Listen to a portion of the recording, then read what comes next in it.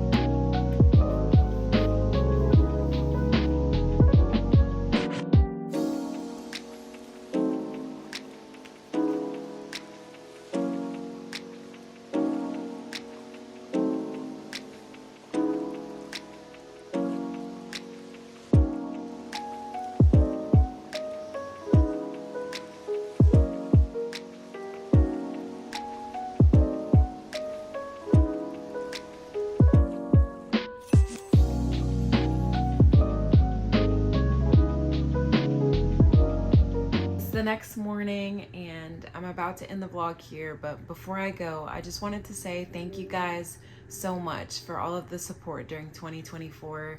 Whether you've been here since I started this or you just came, thank you so much for being here. It means so much to me. I look forward to creating new videos this year, and until next time.